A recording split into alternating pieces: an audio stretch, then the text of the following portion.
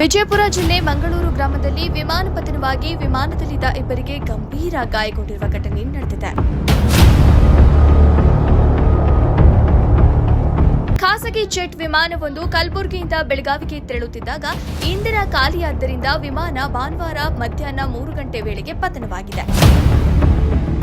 Red bird ಕಂಪನಿಯ ಖಾಸಗಿ ಕಂಪನಿಯ ವಿಮಾನ ಪತನಗೊಂಡು ಕೋಲಾರ ಸಮೀಪದ ಮಂಗಳೂರು ಗ್ರಾಮದಲ್ಲಿ ರೈತ ಶಿವನಗೌಡ ಬಿರಾದಾರ ಅವರ ಜಮೀನಿನಲ್ಲಿ ವಿಮಾನ ಪತನಗೊಂಡಿದೆ. ಕ್ಯಾಪ್ಟನ್ ಕುನಾಲ್ ಮಲ್ಹೋತ್ರಾ ಮತ್ತು ತರಬೇತಿ ನಿರತ ಪೈಲಟ್ ಗೌತಮ್ ಶಂಕರ್ ಪಿಆರ್ ವಿಮಾನದಿಂದ ಜಿಗಿದು ಪಾರಾಗಿದ್ದು, ಅಪಘಾತದ ವೇಳೆ ಜೆಟ್ನಲ್ಲಿದ್ದ ಇಬ್ಬರು ಗಂಭೀರವಾಗಿ ಗಾಯಗೊಂಡಿದ್ದು, ಅವರನ್ನ ಆಂಬ್ಯುಲೆನ್ಸ್ ಮೂಲಕ ಜಿಲ್ಲಾಸ್ಪತ್ರೆಗೆ ದಾಖಲಿಸಲಾಗಿದೆ ಎಂದು ಬಬಲೇಶ್ವರ ಪಿಎಸ್ಐ ಬಸನಗೌಡ ಮೇಳಪ್ಪನವರು ಮಾಹಿತಿ ತಿಳಿಸಿದ್ದಾರೆ.